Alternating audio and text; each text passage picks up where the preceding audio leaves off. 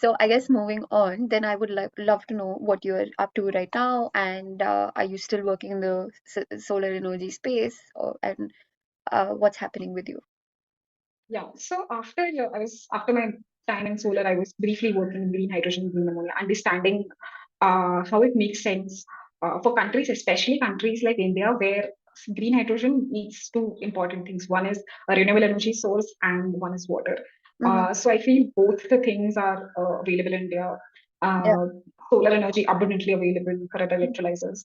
Mm-hmm. Even with technology, also India is growing. Yeah. Plus, there are new technologies coming up which you can use the seawater and have a desalination done within the electrolyzers. Yeah. So I think country like India can reduce their dependence on natural gas and move to green hydrogen, because green hydrogen also has a lot of use cases in steel industry, which is one of the biggest in India, and oil refining. So we already have use cases for it. We already need hydrogen. Mm-hmm. And then the upcoming applications, whatever it might be, it can be long haul vehicles or electric or the hydrogen vehicles, but primarily we have use cases. Fertilizer is ammonia is one of the biggest use case for a Yeah. green hydrogen, Mm-hmm. where India is an agricultural country and we use ammonia in form of urea everywhere. Mm-hmm. So I think that was a pretty interesting space. I was working in market research, and recently I've started working with Kosher Climate, which is a carbon advisory firm in Bangalore. And it's pretty interesting. So I come from a very electrical cables and voltage and current Yeah. background, and here I get to know a lot of nature-based projects. It Mm-hmm. could be the mangroves and Sundarbans, or it could be a community development project with cook stuffs Yeah. in Bihar, Mm-hmm. or some agroforestry projects in Uttar Pradesh, in India. Mm-hmm. So I had no idea that thing. I just had read in the news or in articles that, oh, okay, this agroforestry, this Mm-hmm. mangroves, but understanding their potential to sequester carbon is immense, and how you have to take into consideration the local community that exists nearby regions, how you have to involve those local communities. Mm-hmm. Uh, because I strongly feel, I sorry, I'm just diverting the No, topic, no worries. Yeah. but I strongly feel that the local communities living in vulnerable areas Mm-hmm. need to be more resilient to whatever climate change is happening. You have to have involved these communities with you, benefit them while you're doing your climate mitigation and action projects. Absolutely. That is what something I'm currently learning here in Kosher. And it's been quite interesting to understand that to make a project credible, to make a project actually work, you need a lot of monitoring, you need a lot of team on ground to ensure that your project is currently work, how it's working, and is it generating the amount of credits you actually are claiming. So yeah, pretty interesting. Right.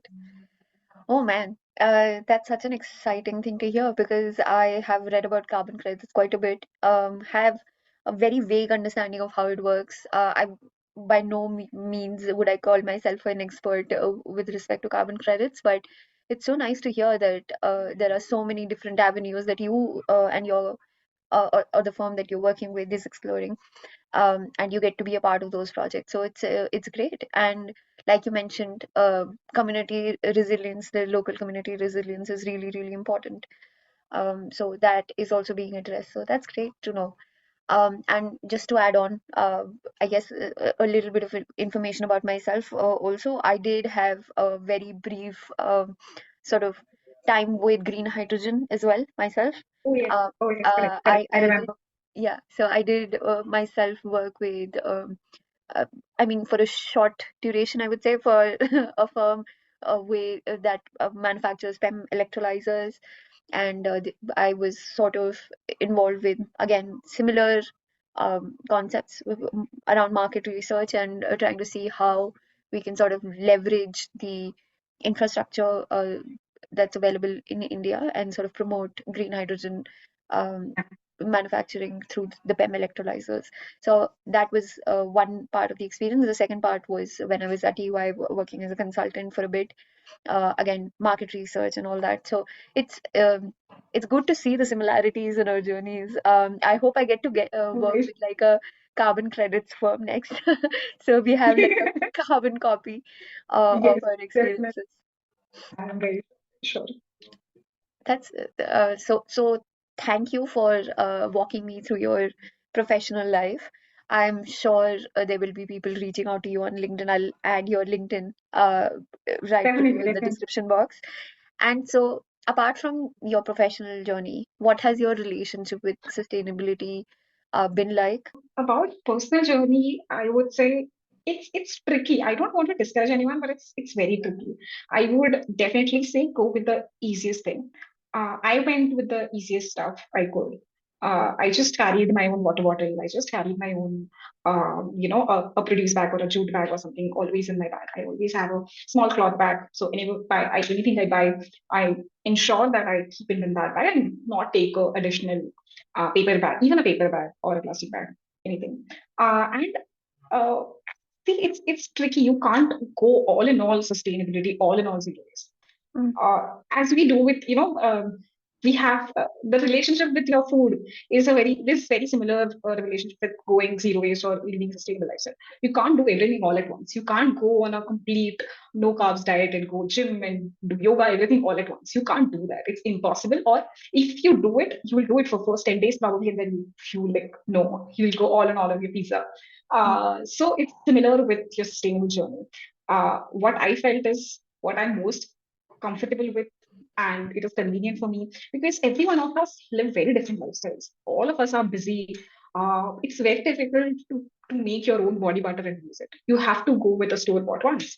uh, Again, the options available for organic ones are packed in a glass bottle or a steel container. They will be limited. Then there is always a calculation in the mind whether, okay, if I'm getting a sustainable product, but I'm getting it from Delhi or Chennai or wherever, the footprint associated with the travel, the logistics, or should I just go with whatever is nearby available? So all mm, that goes into mind. But definitely the things I follow without any fail is I carry my own reusables. I carry my own steel straw. I carry the bag I mentioned. I use bamboo toothbrushes. Um, and I compost at home. I got a composter in my balcony. mm, So last year I started my composting journey.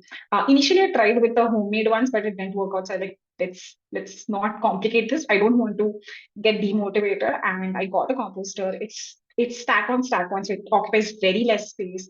mm. Um, the smell of the compost ready is so satisfying. I'll tell you, when you touch your compost and you get the earthy scent of it, Yeah. it's the most satisfying experience I have.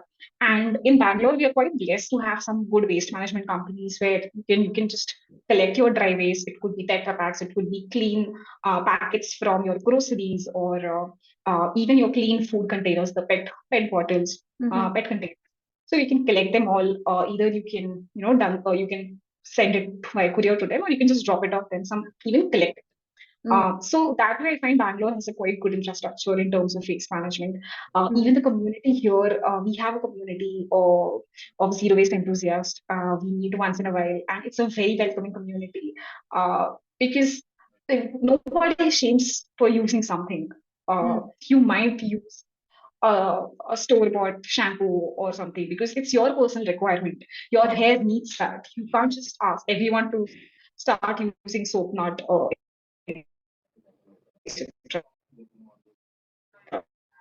Sorry, we might have to pause for a bit. There's a weak internet connection, I feel.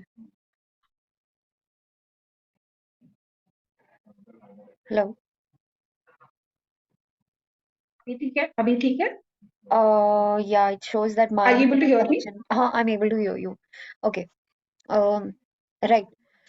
Okay. We had a little bit of an issue with the internet at my place, so the recording might not be in great continuity. But yeah, Shada, you were mentioning about the zero waste community in Bangalore that you are a part of, and also just how great it is. Definitely. So yeah, the COS community, usually Nayana Prernath, who is also an influencer, plus Ulisu, which is the marketplace for sustainable products. So they together sort of run the community. We meet and we discuss, the challenges. There could be challenges in everything. There could be challenges in composting. There could be challenges in finding the right personal care product, Mm-hmm. or making bioenzymes, or finding the resources. I think the infrastructure should support individuals in making the change. Mm. For example, if I tell someone and they get inspired and they start segregating their dry waste and collect it, and now they want it to get it recycled. Mm-hmm. But if the recycling facility is not accessible to them, or someone who a service which does accept that it's not available, then it does not make sense.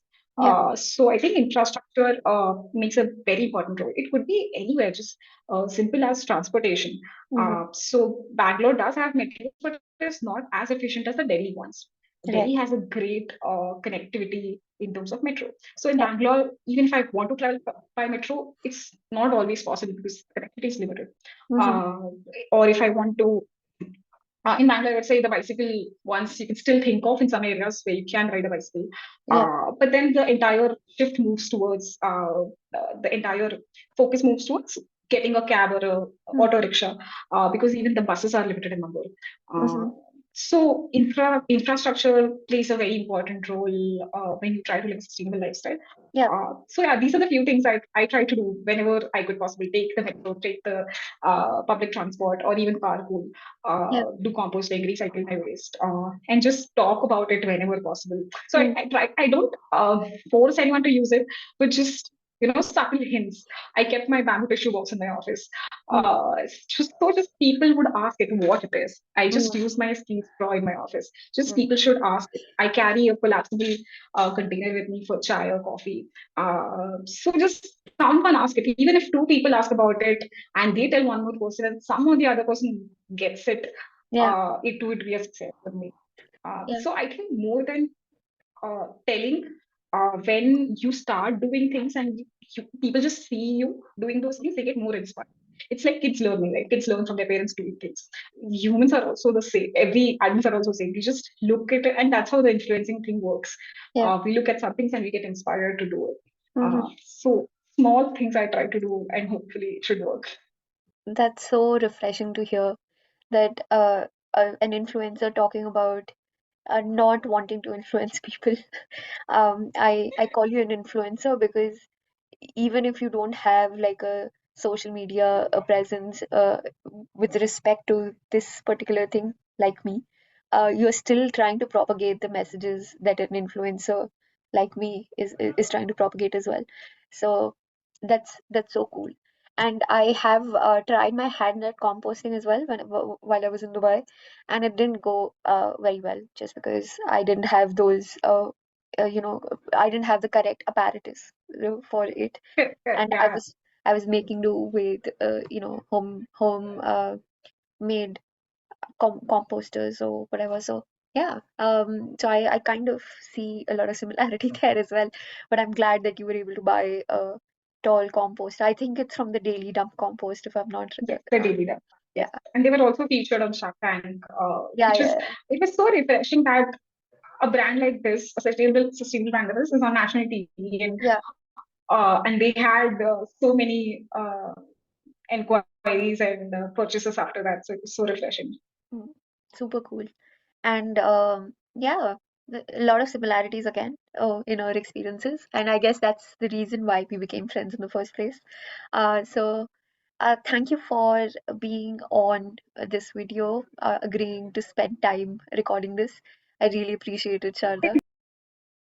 Thank you so much, Divya. I can't tell you how exciting it is to talk on this and share with your followers. And whatever you're doing is so important to do. Especially, I also saw your, I think it was a climate series where you actually talk about science, what is behind climate change.